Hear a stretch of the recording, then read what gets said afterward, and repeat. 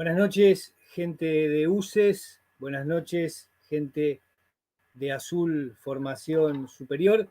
Buenas noches a todos los colegas y no colegas que comparten con nosotros esta noche de viernes. La verdad que muy contentos. Vemos que hay gente de este segundo encuentro federal, gente de todo el país, gente del Chaco, de San Luis, de Misiones, de La Pampa, de Bahía Blanca, de Santiago del Estero, de Santa Fe, de Mendoza, Corrientes, La Rioja, Buenos Aires, Río Negro, Jujuy. Son algunos de los que leí en el chat. Pido disculpas si omití no leer alguno. ¿Cómo estás, Felipe? ¿Qué tal? Buenas noches. ¿Cómo estás, Mariano? ¿Cómo andan todos? Todas. Muy buenas noches. Gracias por estar ahí. Hermosa noche de viernes para hablar un poquito de historia. Te felicito por el programa del viernes pasado en Radio Nacional, el del Cordobazo. Me encantó, me encantó. Muchas ¿Y hoy gracias. hay programa?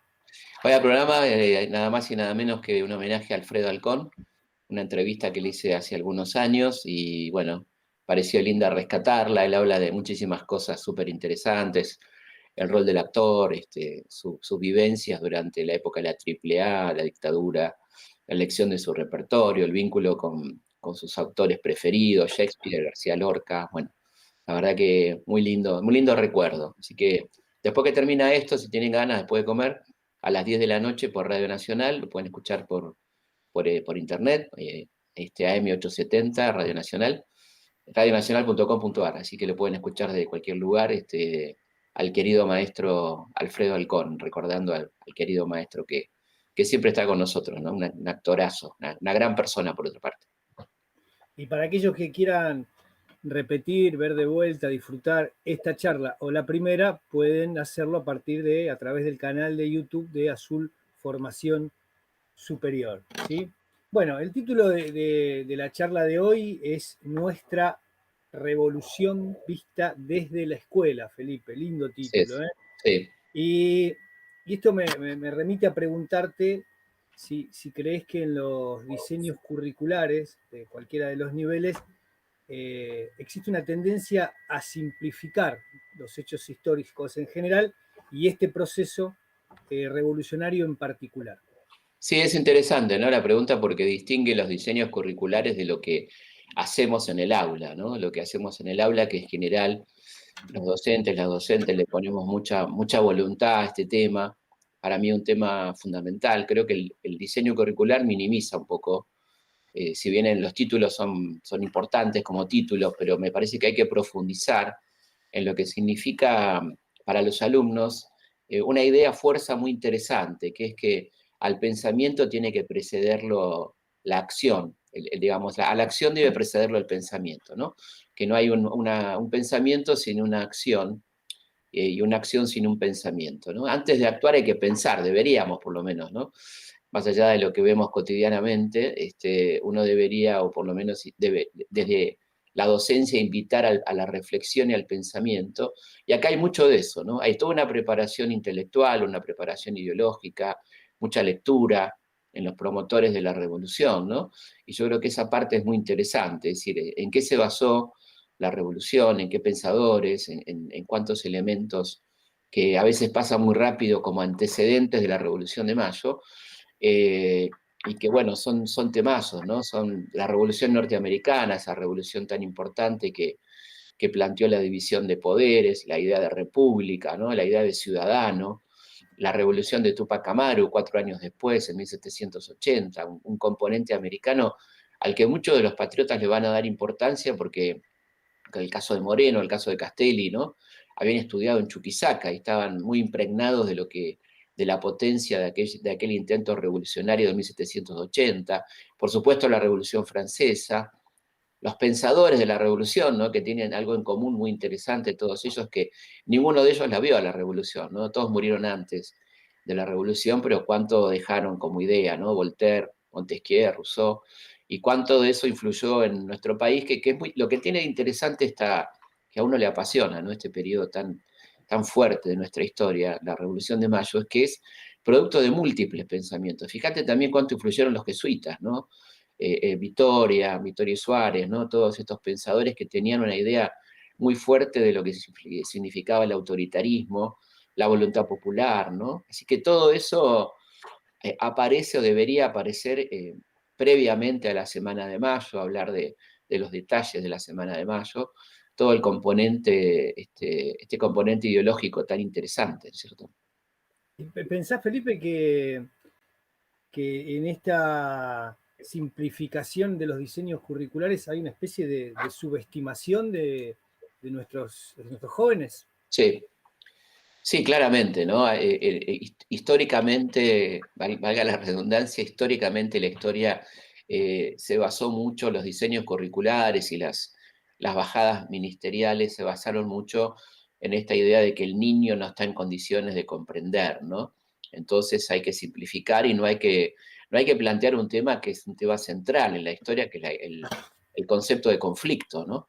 Sin conflicto no hay historia y entonces aparecen ahí en panteones irreales conviviendo gente que en la vida real no convivía, ¿no? Que no se soportaba y que tenían ideas muy, muy fuertes y muy distintas.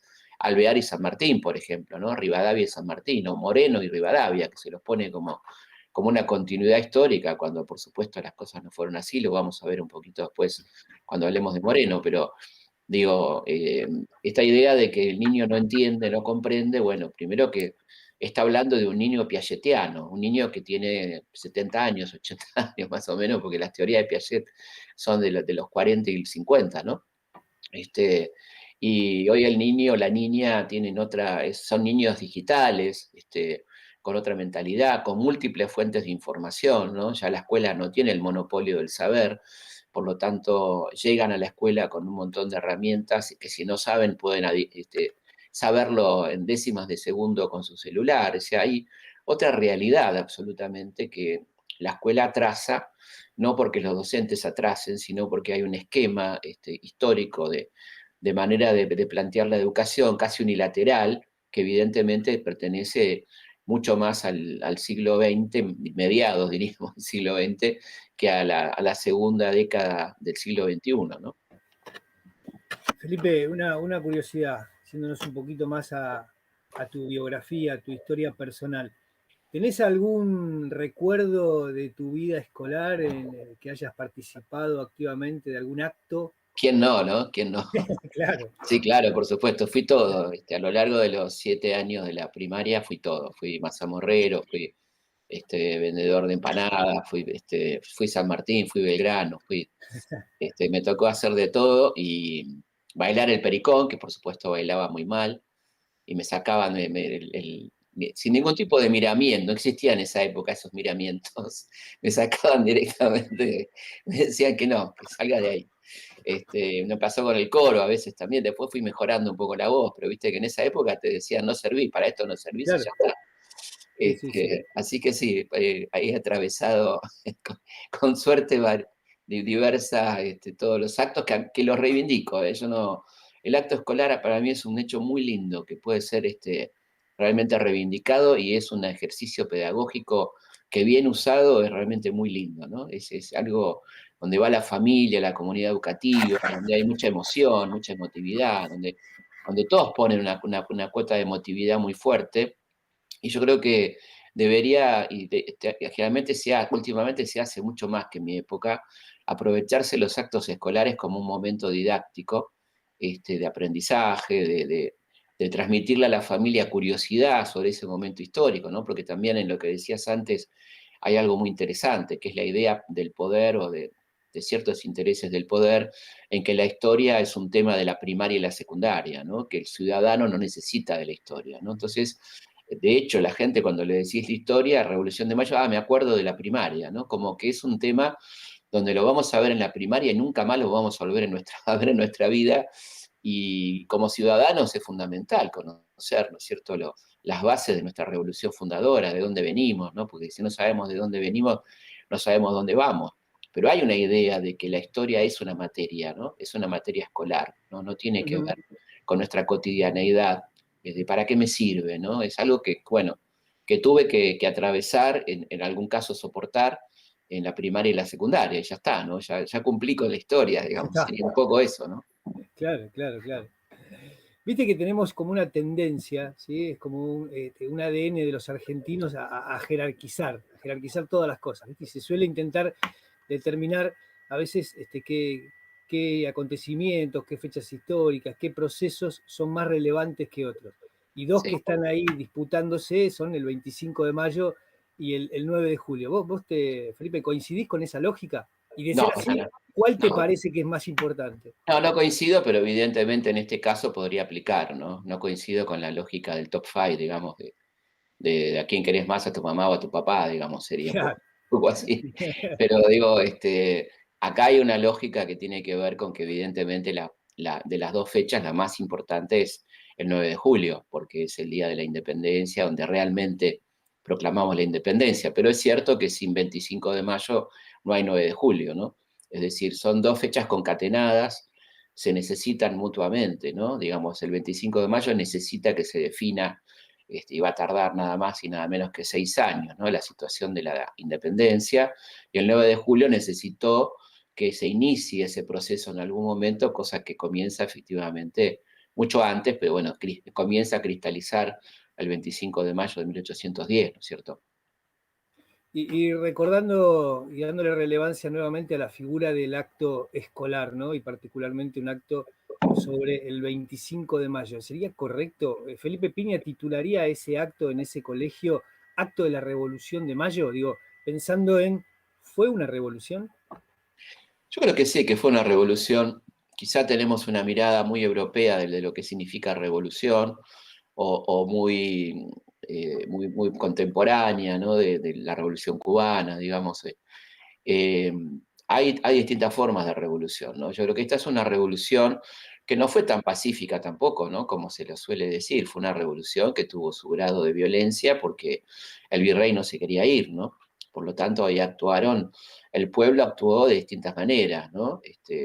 No necesariamente en el cabildo, que era un organismo más bien de élites y de propietarios, pues donde también los patriotas ejercieron su presión de una manera importante, pero fundamentalmente en las calles, a través de las milicias, estos cuerpos que venían de las invasiones inglesas, donde toda la población masculina estaba enrolada, ¿no?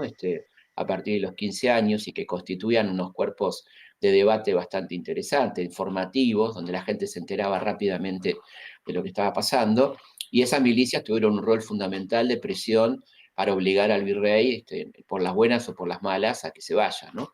Más allá de lo que se debatía en el Cabildo, donde también hubo acción de grupos de presión, ¿no? Como la Legión Infernal, como los Chisperos y demás.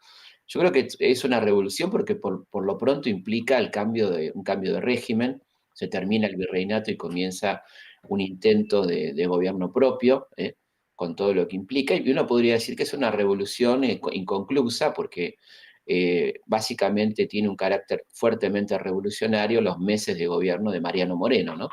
Esos casi 7 meses, no llegan a ser 7 meses, donde Moreno le imprime su impronta revolucionaria, las ideas que había también tomado de su querido amigo Manuel Belgrano, ¿no? De Juan José Castelli, de lo que podríamos denominar la izquierda de la revolución, cosa que no es ningún anacronismo, porque los términos izquierda y derecha provienen de una revolución que ya tiene 20 años, ¿no? La Revolución Francesa, donde se hablaba justamente de izquierda y derecha. Y evidentemente acá tenemos en la Junta expresiones de izquierda y expresiones de derecha, ¿no? Un sector que quiere cambios más aceleradamente y un sector que se contenta de alguna manera, como decía Moreno, con el cambio de españoles por criollos, ¿no? Que es un poco lo que pasa con Saavedra y el sector saavedrista, ¿no? Bueno, y justamente hiciste mención a Mariano Moreno y es una de las figuras ineludibles al momento de hablar de la Revolución de Mayo, súper relevante. ¿Y por qué te parece justamente que resulta ineludible hablar de él con tan poco tiempo, ¿no? En la función pública? Bueno, porque es un personaje notable, ¿no? Es un gran jurista, un hombre que había estudiado, un muchachito, ¿no? Que había estudiado en Chuquisaca, que se había recibido con una tesis sobre la explotación de los indígenas en las minas, este, que ejerce la abogacía justamente defendiendo a los mitayos, a las víctimas de la explotación de la minería, que se tiene que ir de Chuquisaca, ¿no? Y que llega a Buenos Aires y fíjate qué curioso, el primer empleo es en el Cabildo. El primer pleito que tiene que resolver es con un tal Bernardino Rivadavia, que estaba reclamando al Cabildo que le paguen el plus por su título de abogado. Y Mariano Moreno investiga y descubre que no solo no era abogado, sino que no había terminado la secundaria, ¿no? Y por lo tanto decide que no le corresponde el pago. Así que se imaginan la buena relación que quedó entre Rivadavia y Moreno, ¿no es cierto? Bueno, pero ahí se ve ya las agallas que tiene este muchachito recién llegado para enfrentarse con un tipo muy poderoso, hijo de una de las familias más ricas de Buenos Aires, los Rivadavia. Y después, bueno, todo su trabajo como abogado y la representación de los hacendados, que habitualmente es mal leída como un alegato liberal, cuando no lo es, porque él lo que está planteando ahí es que los principales contrabandistas que tiene Buenos Aires son los defensores del monopolio, ¿no?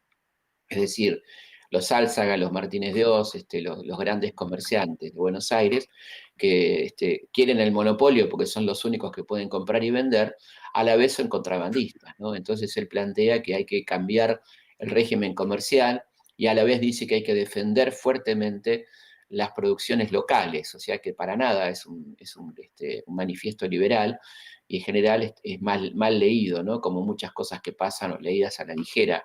Y este es el caso de los textos de Mariano Moreno previos a la Revolución, y después durante la Revolución, bueno, hace una tarea extraordinaria, ¿no? Por ejemplo, fija el salario docente, la jubilación docente, un salario mínimo para los jornaleros del campo, después, bueno, la cuestión de la Gaceta, ¿no? La creación de la Gaceta, que vamos a conmemorar ahora el 7, un nuevo aniversario de un órgano de prensa extraordinario, ¿no? De la Revolución, donde él, además de publicar el contrato social de Rousseau por entregas, publicaba 2 páginas de rendición de cuentas, de cuánto ingresaba y en qué gastaba el dinero el gobierno, ¿no? Y él, como sabía que la Gaceta era para pocos, que era para una minoría, que la podían leer 1000 personas como mucho en Buenos Aires, la hacía leer en los templos después de misa y en los cuarteles, para que en definitiva se terminaba enterando del contenido toda la población de Buenos Aires, ¿no? Así que fíjate que moderno en cuanto al método de comunicación, que era también Mariano Moreno, ¿no? Cuando hablas de Moreno se nota que lo haces desde una profunda admiración, Felipe. Sí, Y no solo escribiste un libro sobre la Revolución de Mayo, que lleva por título 1810, sino que también escribiste un libro específicamente sí. sobre Moreno, imaginando cosas que no pueden pasar, pero sabiendo que sos un gran entrevistador. Justamente empezábamos la charla contando una entrevista que le hiciste a Alfredo Alcón. ¿Te gustaría entrevistarlo a Mariano Moreno? ¿Y Sí, qué me le encantaría. preguntarías, no? Encantaría. Hay muchas cosas, ¿no? Como qué pasó realmente, ¿no? Con ese final tan trágico, por supuesto, aunque más o menos sabemos, ¿no? Que murió no murió de muerte natural, ¿no? Que se le dio un remedio que era un antiemético, un antivomitivo, bueno, que se lo da en exceso al capitán, y así lo cuenta Manuel Moreno, su hermano, y Tomás Guido, ¿no? El secretario, ambos testigos de ese momento fatal. Pero le preguntaría muchas cosas, ¿no? Cómo se sintió aquel 25 de mayo, ¿no? Qué ilusiones tenía cuando empezó esa nueva etapa, ¿no? Por la que había soñado tanto, con la que había soñado tanto tiempo. Eh, ¿Qué pensó cuando la Junta decide fusilar a Liniers, ¿no? En ese contexto de contrarrevolución tan potente que se da a partir ya mismo del día 25, cuando el virrey Cisneros está armando una contrarrevolución, ¿no? Y como ustedes saben, la decisión de la Junta, y particularmente de Moreno, es deportarlo automáticamente al virrey y a sus colaboradores que estaban armando la contrarrevolución en Buenos Aires, ¿no? Bueno, es un personaje fascinante. Yo la verdad que me Sí. encantó hacer el libro La vida por la patria, porque es una vida tan corta, pensemos 32 años, ¿no? No llegó a cumplir 33, y tan llena de situaciones tan interesantes, ¿no? Y bueno, ya que estamos haciendo historia contrafáctica, vamos a permitirnos hacer un poquitito más, ¿no? Y como vos decías, bueno, Mariano Moreno fallece en alta mar y, como sabemos, envenenado, y justamente un año y algunos meses antes de que arribe a estas tierras, de que retorne a sus tierras, don José de San Martín. ¿Cómo te imaginás que hubiera sido esa relación entre San Martín y Moreno? Y aún pensándolo vivo a Moreno, ¿cómo hubiera actuado en el Congreso de Tucumán? Qué interesante, ¿no? Porque yo creo que tenemos una manera de responder a eso, sin escaparnos mucho de la certeza histórica, y es que conoció a Monteagudo, que Monteagudo era el más ferviente morenista y por lo tanto continuador de las ideas de Moreno, con las cuales San Martín inmediatamente empatizó, ¿no? Se sintió representado por el ideario morenista y va a aplicar algunos de los pensamientos de Moreno en su breve gobierno, breve pero potente gobierno en Mendoza, ¿no? Esos 3 años de gobernador.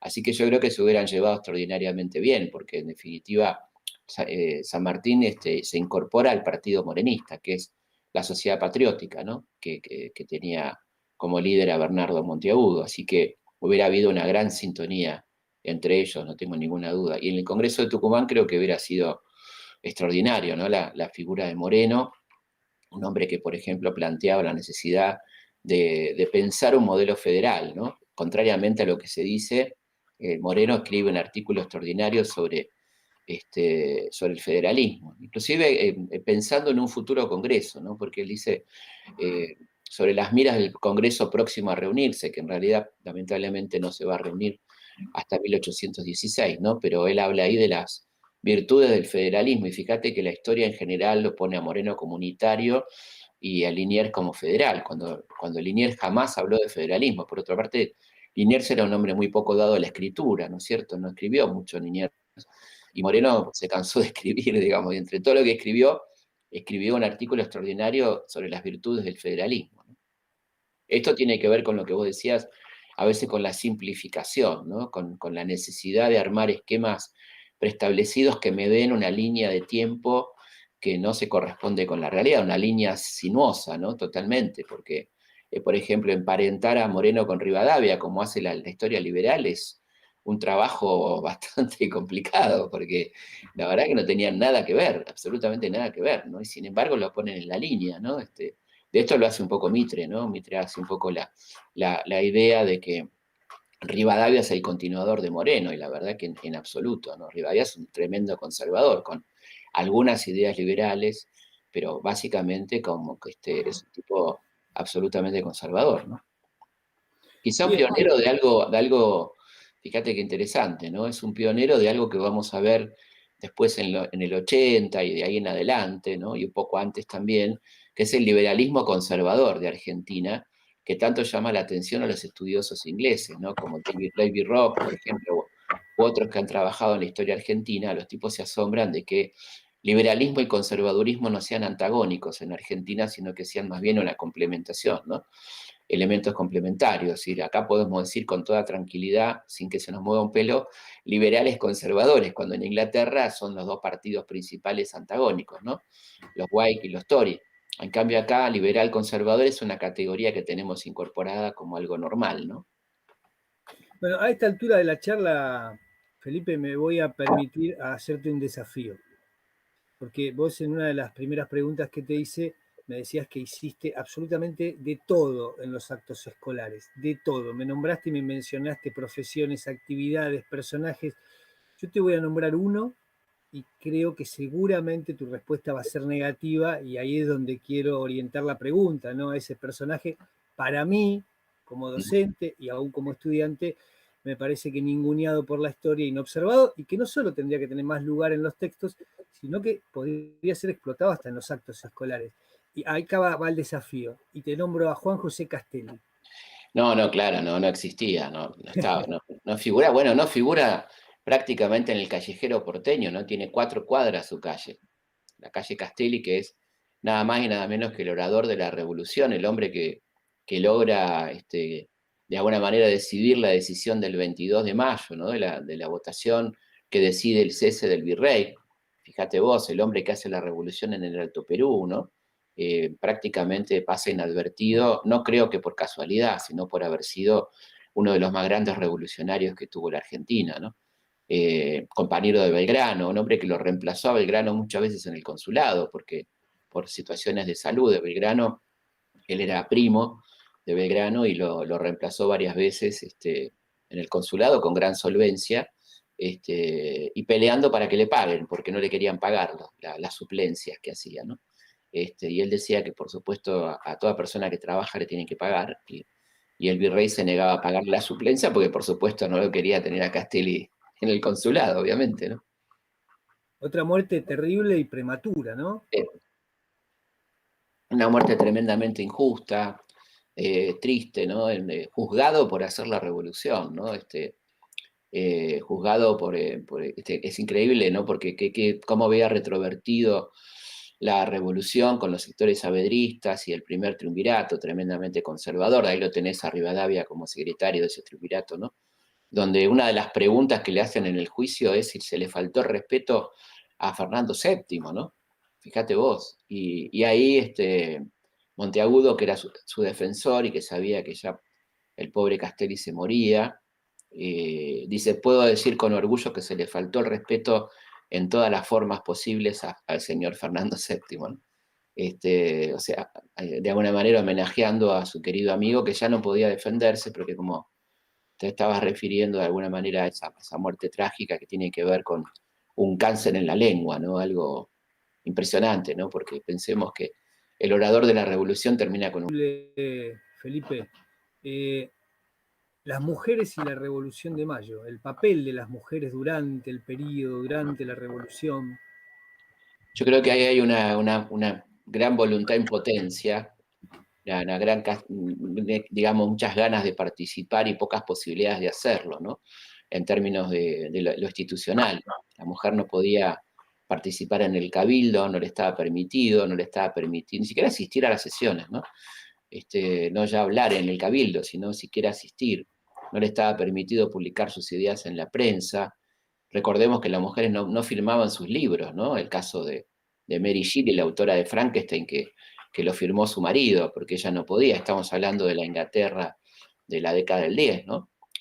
Así que la mujer no tuvo un rol protagónico en ese sentido, no porque no quisiera, sino porque no la dejaron, pero intentó por todos los medios tenerlo y lo va a tener, lo va a empezar a tener fundamentalmente en el campo militar después, ¿no? Cuando ya se empiece a incorporar a los ejércitos como María Remedios del Valle, como Juana Zurduy y tantas mujeres que fueron tan valientes y guerreras a la par de los hombres, ¿no? Había ahí una mujer interesante también que era Mariquita Sánchez, que la historia oficial la coloca como una simple anfitriona, una especie de Mirta Legrand o de Juanita ahora, ¿no? De recibir gente para escuchar nada más, aunque Juanita opina por lo menos, pero Mariquita parece que no la dejaban opinar, ¿no? Cosa que es totalmente inverosímil, porque cuando uno lee digamos, las memorias de Mariquita, te das cuenta que es una mujer de mucho carácter, de una gran calidad de pensamiento, y es muy difícil que se haya quedado callada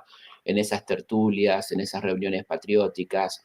Una mujer que, por ejemplo, logró a los 17 años que le permitieran casarse con quien ella quería, cosa que era prácticamente imposible, y ella litigando consigue eso, ¿no? Recordemos que las chicas eran de alguna manera casadas por sus padres según la necesidad o voluntad económica o política, y ella logra eso. Así que ahí tenemos una mujer muy interesante que va a atravesar la historia argentina. Las memorias de Mariquita son sumamente interesantes, pero fíjate también ahí cómo se le asigna un rol secundario, ¿no? La que cantó el himno, ¿no? Es decir, las mujeres o son las que bordaron las banderas o cantaron el himno o hicieron cosas secundarias, digamos, así planteado, basado en esta frase tremenda que es, detrás de todo gran hombre hay una gran mujer, ¿no? Pero bueno, ahí vemos. Donaron sus joyas. Claro, ¿viste? Ahí tenés, por ejemplo, para que uno vea la calidad de las mujeres que teníamos, María Guadalupe Cuenca, la mujer de Mariano Moreno, ¿no? En esas cartas que nunca llegaron, porque ella le empieza a escribir a su marido cuando él se va y no sabe que está muerto y le sigue escribiendo, porque no tiene forma de enterarse, esas 14 cartas. Ahí hay una redacción extraordinaria, una calidad de redacción y una gran visión política, porque ella le va contando al marido qué está pasando con la política, cómo se está perdiendo la revolución, y se lo cuenta y después le cuenta cómo lo ama, cómo lo extraña, ¿no? Esas cartas cargadas de política y de revolución y de amor, ¿no? Las cartas de Guadalupe, que son tan extraordinarias, ¿no es cierto? Bueno, contarte, Felipe, que empezaste a desarrollar el tema mujeres y el chat se superactivó, hay como que se... Qué bueno, Sí, qué sí, bueno, sí. ¿no? Porque cuando te dicen, ¿qué hay de nuevo de la Revolución de Mayo? Yo digo, últimamente cuando me preguntan, digo, hay de nuevo que hay un interés por preguntar qué pasó con las mujeres, ¿no? Claro. Cosa que antes no, ni siquiera se mencionaba. Por suerte nosotros siempre lo hicimos, siempre hablamos de las mujeres, ¿no? Desde hace mucho tiempo, pero ahora es como que quizá algunos por sentirse políticamente correctos, otros porque sinceramente lo sienten, otros y otras, pero lo bueno es que ya no hay un tema en el que uno no quiera saber o no quiera interrogarse de cuál fue el rol de la mujer, lo cual evidentemente es un momento altamente interesante, ¿no? Donde no dejemos afuera a la mitad de la población, porque hay que tener presente que cuando dejamos afuera a las mujeres, estamos dejando afuera a la mitad de la población exactamente, ¿no? Entonces, creo que es muy interesante que esta inquietud por el rol femenino en los diferentes momentos de la historia argentina, ¿no? Sí, sí. Alejandra dice, un gran rol ocuparon las mujeres a lo largo de la historia. Sin duda, no reconocido, no reconocido, ¿no? Exactamente. Porque justamente los mismos que le negaban ese rol, ese lugar protagónico, esa participación, son los que después la ninguneaban diciendo que no han tenido un rol importante en la historia. Entonces es muy esquizofrénico y muy perverso, ¿no? El mecanismo de negación y de supresión. Hoy diríamos cancelación, ¿no? Para usar un término ultramoderno. Fíjate vos. Bueno, Verónica dice, gracias por visibilizarnos, Felipe. No, en realidad se lo debo a ustedes porque ustedes fueron las que insistieron mucho para que haga mujeres tenían que ser, hace ya muchos años, ¿no? Hace exactamente 10 años. Y a partir de ahí, bueno, me fui metiendo cada vez más en el tema y después pasó algo muy lindo que fue en mis visitas a colegios, las chicas que me decían, no estamos en los manuales, no existimos en los manuales. Y ahí vinieron los dos tomos de Mujeres Insolentes, ¿no? Que me pareció hermoso hacerlo y es muy lindo cómo se usa en los colegios, cómo se trabaja en los colegios esos dos libros, ¿no? Sí, sí, sí, doy fe que se trabaja muchísimo. Y volviendo a los actos escolares, que hoy estoy con ese tema, ¿no? Si tuviéramos que hacer un acto escolar no en una jornada, sino tratando de emular lo que efectivamente sucedió, ¿sí? En las jornadas de mayo, ¿cuántos días precisaríamos y qué podríamos hacer en cada día? ¿Qué es lo que Y sucedió? necesitaríamos los 7 días, porque la verdad que es muy prolija la semana de mayo, ¿no? Porque no hay un día donde no haya pasado algo. Si vos arrancás el 18 al 25, cada día pasó algo, ¿no? Cada día hubo las reuniones del 18 que continuaron el 19, el 20, que es el día donde se presiona el virrey fuertemente, el 21 la concurrencia de la gente a la plaza, la llamada Legión Infernal, para garantizar la asamblea del 22, el cabildo abierto del 22, la trampa del fraude del virrey el 23, la creación de la junta falsa del 24, y finalmente el 25, el día de la proclamación de la junta, ¿no? Cada día tiene su condimento y cada día es fascinante, ¿no? Yo le dedico en el libro 1810 mucho espacio le puse qué sucedió en la semana, un poco recordando a Lelutier, eh, y cada día pasaron cosas muy interesantes, del 18 al 25 de mayo, ¿no? Y Felipe, veo que también lo preguntaron en el chat y quería consultártelo, ¿no? Tema Revolución de Mayo, ¿está contemplado en la diplomatura de Historia Argentina del siglo XIX? Sí, sí, por supuesto, le damos mucha importancia, le damos importancia primero a entender cómo era el virreinato en términos socioeconómicos, qué pasaba, ¿no? Cuáles eran los factores de poder, los sectores de poder dentro del virreinato, la situación de las clases, ¿no? Las clases sociales, eh, y por supuesto la conformación de los grupos ideológicos, los grupos de pensamiento, ¿no? Que tienen un impulso muy fuerte a partir de la llegada de Belgrano al consulado, la creación de los periódicos, ¿no es cierto?, el telégrafo mercantil, el semanario de Agricultura, Industria y Comercio, la circulación nueva de ideas y por supuesto las invasiones inglesas que son una bisagra, yo diría, entre el virreinato y la revolución, ¿no? Con la conformación de las milicias, con la conciencia de la necesidad de un cambio, ¿no? Todo eso le damos mucha importancia. La primera unidad de la diplomatura está dedicada prácticamente a la Revolución de Mayo, antecedentes, sucesos, contexto y consecuencias, ¿no? Y ahí hay material, por lo que sea, hay material inédito de Moreno, Belgrano, Monteagudo, ¿no? Pensamientos Exactamente. políticos en primera persona. Sí, exactamente. Mucho material nos parece muy importante que la gente conozca de primera mano, ¿no? El pensamiento, contextos, es decir, darle la palabra a esta gente que, como vos decías, en algunos casos fue silenciada durante tanto tiempo, ¿no? Bien, una pregunta ya por curiosidad y casi de cholulo, te diría. ¿Se sabe, se conoce, vos tenés idea de cuál fue el costo o la inversión, dependiendo siempre esta mirada, esta interpretación que se haga de la llamada Semana de Mayo? Sí, es interesante porque ahí hay una serie de gastos que tienen que ver con, por ejemplo, la iluminación de los edificios, lo que tomaron, lo que fueron tomando y consumiendo, porque fueron jornadas de mucho encierro en las casas, en la jabonería de Vieites, en los lugares que fueron ocupando. Después puedo leer algunos detalles, ¿no?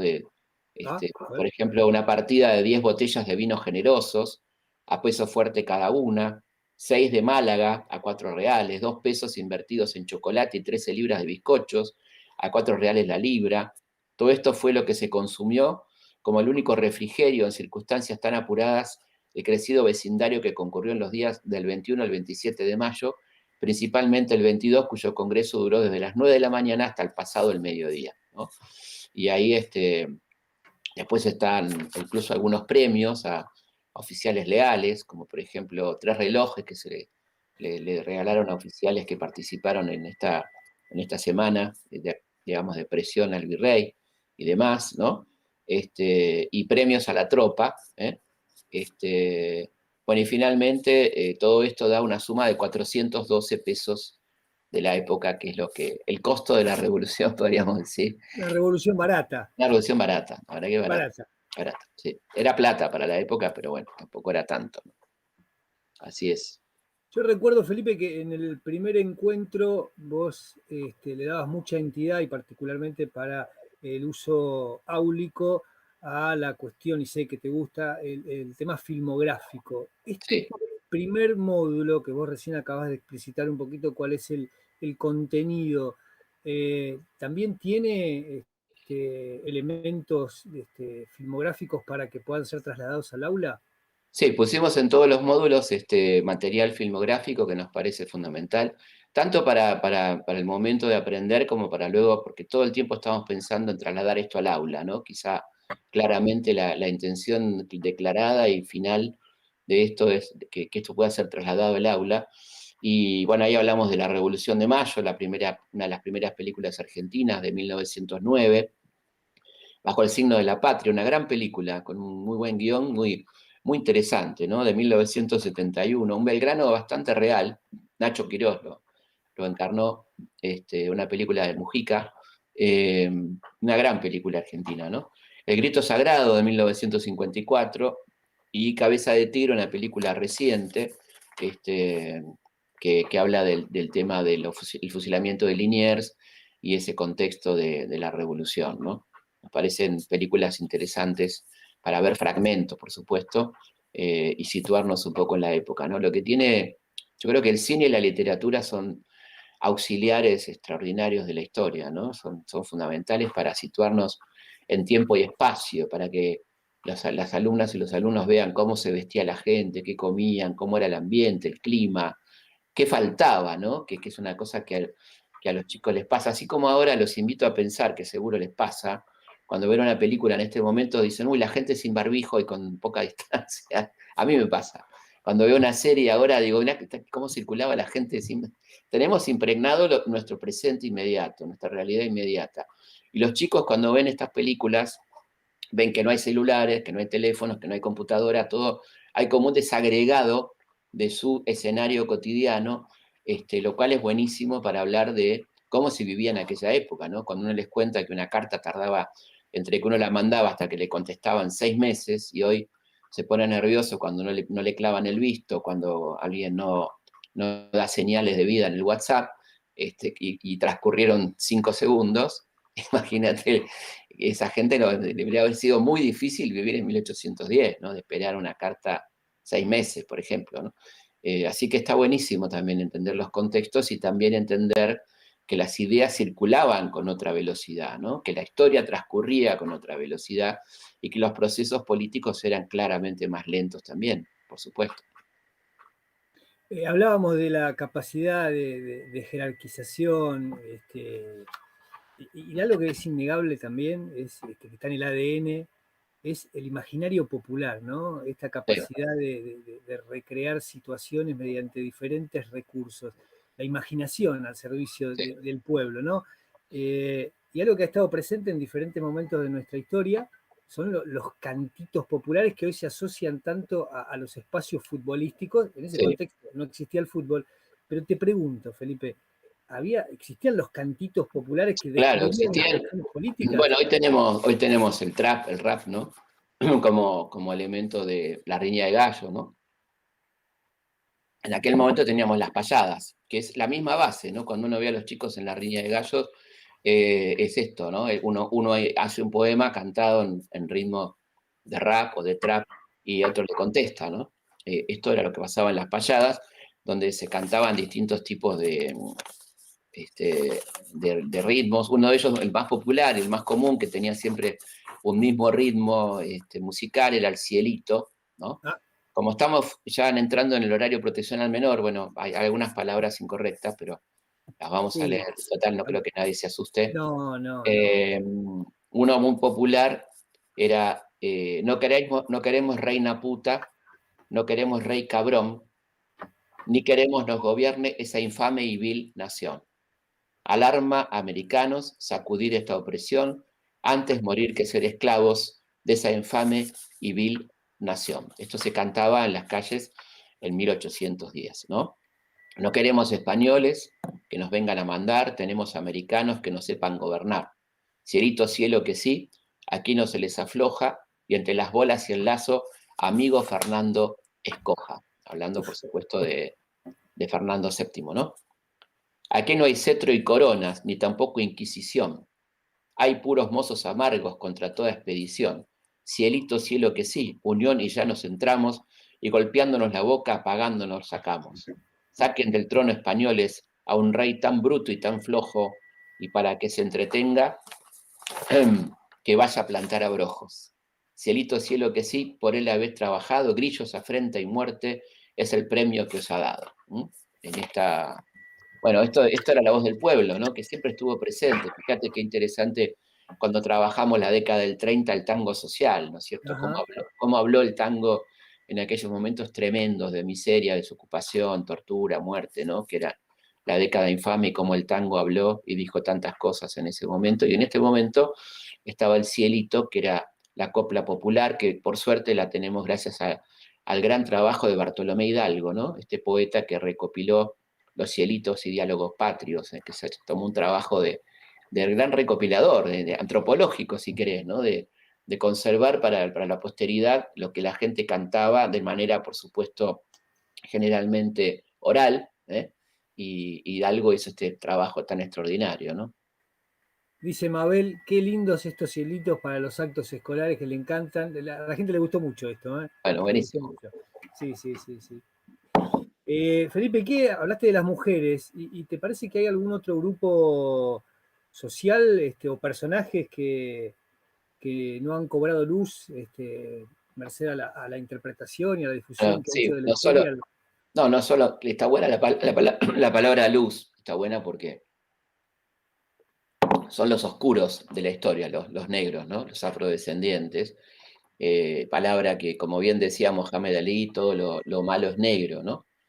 Lo oscuro, una situación negra, una situación oscura, la oscuridad, todo tiene que ver con esta discriminación que sufrieron los afrodescendientes, que en Argentina fue tremenda, ¿no? Y que conformaba nada más y nada menos en 1810 que el 40% de la población, gente tremendamente sufrida, que comenzaba a trabajar a la madrugada en las chacras de los amos, después seguía con las tareas domésticas y a la tardecita salía a hacer la venta ambulante, que tampoco era para él, le daban un pequeño porcentaje y esos centavitos los iban ahorrando para algún día comprar la libertad, ¿no? Esta gente que tanto dejó a la cultura nacional, ¿no es cierto?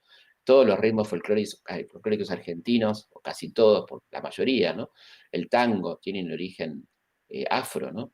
Fíjate cuánto nos ha dejado la cultura afro y qué poco hablamos de ella y cómo se ningunea a este grupo étnico, ¿no?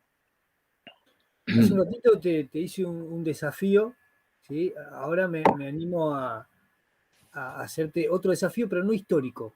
Ahora te voy a desafiar en términos psicológicos, Felipe. Te hago Sí. una pregunta muy concreta, a ver si tenés la posible respuesta. Eh, ¿Sentían angustia nuestros próceres? No, no, la verdad que no, no, no, no creo que sea la palabra. Podría haber sentido en algún momento, pero seguramente no en el momento de declarar la independencia, ¿no?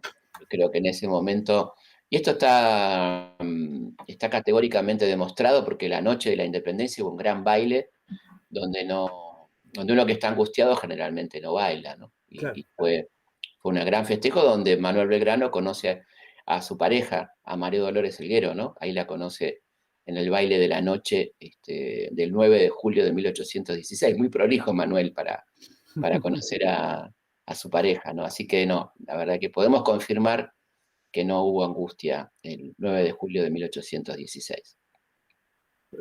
Preguntan, hay mucha gente que está preguntando, yo estoy siguiendo, mientras converso con vos, estoy siguiendo todo lo que sucede por el chat, ¿sí?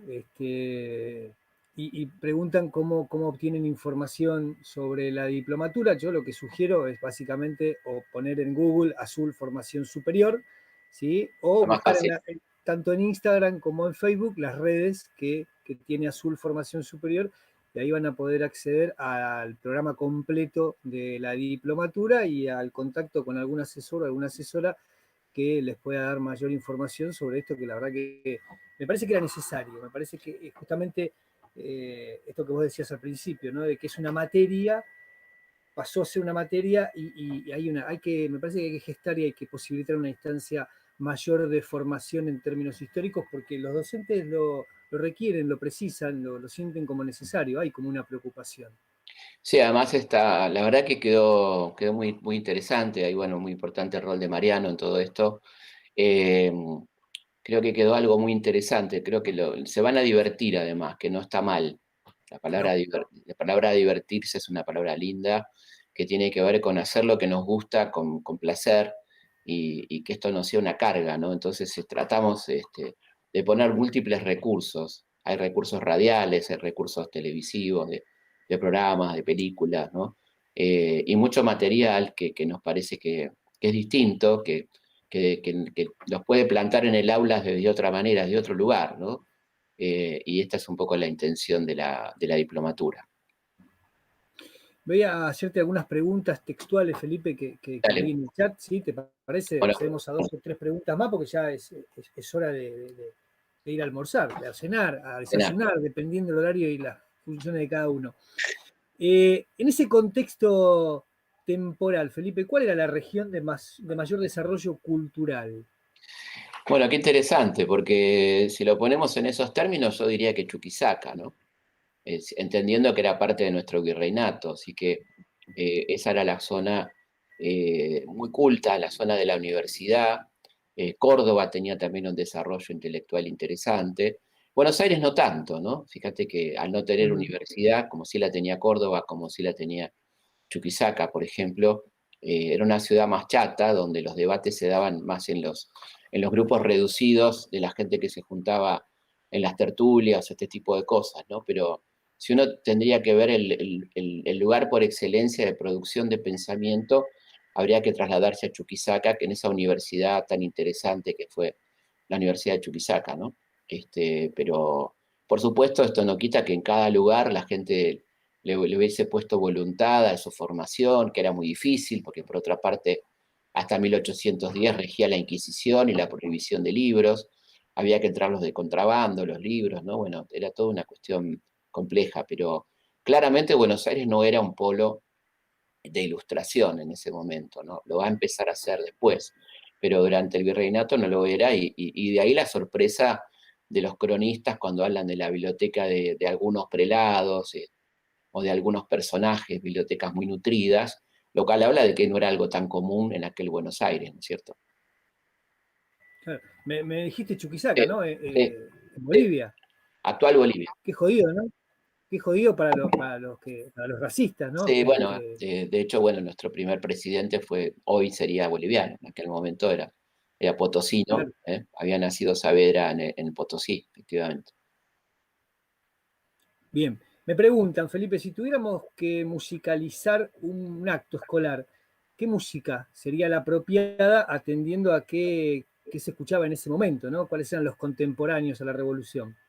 Y la verdad que era la música europea de ese momento, que empezaba a escucharse los vals, digamos, el minué era una música muy común en aquel momento, y yo creo que sí, en términos gauchescos estaba el cielito, que era como el gran refugio para ponerle letra a una música que ya estaba instalada, ¿no? Eh, y sí, básicamente la música era esa. La música tenía como dos niveles: la música popular, que era esta que se iba conformando de la música criolla, y la música culta, como se decía, que se escuchaba en los salones donde había piano, que básicamente era la que se escuchaba en las tertulias, ¿no? En aquel momento. Recordemos que ya hay personajes componiendo como Beethoven, por ejemplo, ¿no? Ya está el prerromanticismo a pleno en Europa, y algunas de estas cosas llegaban acá, por supuesto, ¿no? Pero si hablamos de música que se escuchaba y que se bailaba, por ejemplo, estaban los minués, ¿no? Quiero Y hacer hay eco un, del hay un chat. personaje muy lindo ahí que tiene que ver con la música que están haciendo en este momento y que va a ser después muy importante, que es Juan Bautista Alberdi, ¿no? Ajá. Fíjate, el primer libro de Alberdi es un libro musical algo así como cómo tocar el piano en pocas lecciones, y después uno de apreciación musical, antes de dedicarse a la política, ¿no? A lo constitucional. Alberdi era músico y escribió los famosos minués argentinos, ¿no? 3 minués argentinos muy lindos, un poco más tarde estamos hablando, porque Alberdi está naciendo ahí por el año 10, ¿no? El 10, el 11. Me hago eco del chat. Exageradamente, Raquel dice que acaba de aprender más ahora que en toda su escuela primaria. Un Bueno, exceso. qué bueno, qué bueno. Eh, Qué lástima y qué bueno. eh, Hablábamos antes de todos los personajes que encarnaste, ¿sí? A lo largo de tu vida como estudiante en diferentes actos escolares. Te hice un desafío, ¿sí? Que era Castelli, y ahora me dan pie a hacerte otro, ¿no?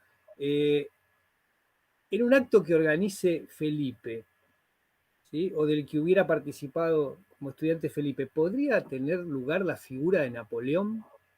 Y podría tenerla porque es un tipo central en nuestra historia, ¿no? Porque la ocupación española por parte de Napoleón es la que determina la caída de los Borbones y todo lo que tuvo acá que ver, ¿no? Napoleón es un personaje fascinante es un personaje muy contradictorio, al cual, por ejemplo, tanto Belgrano como San Martín admiraban en algún aspecto y detestaban en otro, ¿no? A mí me pasa lo mismo, me parece que es un tipo sumamente interesante, pero que termina convirtiendo una revolución en un imperio, ¿no? Es decir, de transformar lo que había sido la Revolución Francesa cada vez más en una vuelta de cierta aristocracia, de ciertos modos imperiales, que es lo que impone Napoleón, que era lo que no le gustaba a Beethoven, por ejemplo, que le quita la dedicatoria, ¿no? A la sinfonía que le había dedicado a Napoleón, y que con mucha Mm. bronca le quita la dedicatoria cuando se entera que Napoleón en 1804 se autocoronó emperador. Pero bueno, un tipo que a la vez, por eso la complejidad, los ejércitos franceses, cuando invadían Europa, instalaban también los principios de la revolución, de igualdad, fraternidad, principios en esos países antiaristocráticos. Así que el código napoleónico, ¿no? Que tiene sus cosas espantosas y sus cosas interesantes. Un tipo tremendamente contradictorio y un personaje fascinante, claramente, de los más interesantes de la historia, ¿no? Podría estar en un acto, en este rol sería muy divertido hacer un acto de la farsa de Bayona, ¿no? Cuando Napoleón obliga a Carlos a pasarle la corona a Fernando y Fernando a pasársela a José Bonaparte, ¿no? En esa farsa, en ese lugar tan lindo de la frontera con Francia, ¿no? De Bayona. Julio dice, piel de gallina al escucharte, dice. Bueno, qué grande. Bueno, Un siendo las abrazo, Alex. 20:57, para que comprobemos que estamos en vivo, te voy a hacer la última pregunta, si te parece, ¿Cómo no? Felipe. Eh, Otra imagen, ¿te parece que tal vez también se encuentre distorsionada, sea la de French y Beruti? Sí, claramente, porque fueron dos tipos muy importantes que después tuvieron un desarrollo interesante. French fue integrante del Ejército del Norte, por ejemplo, ¿no? Y que además, bueno, claro, distorsionada en el sentido que aparecen repartiéndoles carapelas y fueron dos hombres muy importantes al frente de la Legión Infernal, ¿no? De este grupo que fue a exigirle al virrey que convocara finalmente al Cabildo del 22, ¿no es cierto? Así que no eran solamente gente que se dedicaba a la mercería, ¿no? O a repartir cintitas, eran un poco más que eso, seguramente. Bien. Bueno, Felipe, Bueno, la verdad muchas que gracias a con- toda la gente que tuvo la paciencia de estar ahí. Espero que lo hayan disfrutado mucho. Nosotros acá creo que la pasamos lindo, como si estuviéramos tomando un cafecito. Y bueno, están invitados entonces a sumarse a la diplomatura y pronto haremos seguramente otra charla. Y vamos a estar presentes, ¿no? A lo largo del desarrollo de la diplomatura. Y muchísimas gracias por escucharnos. La verdad que nos emociona mucho que haya tanta gente de tantos lugares de nuestro querido país al que extrañamos mucho. Yo solía viajar mucho y la verdad que tengo cierta abstinencia. Hace 2 años, casi 2 años que no estoy viajando. Y bueno, extraño mucho el contacto directo con tanta gente querida de todo el país, ¿no? bueno, muchas gracias, Felipe. Un abrazo a todos y a todas las que han compartido este hermoso momento con nosotros. Y gracias, Azul, y gracias, gente de UCES también. Que Muchas tengan una gracias muy también buenas a, noches a y Lautaro Porras, que estuvo con la técnica. Sin él no, claro que sí. no estaríamos acá, así que muchas gracias. Y gracias a Azul y a la gente de UCES y a todos los que hicieron posible que esta diplomatura sea una realidad. Bueno. Abrazo grande, muy buen fin de semana, cuídense mucho.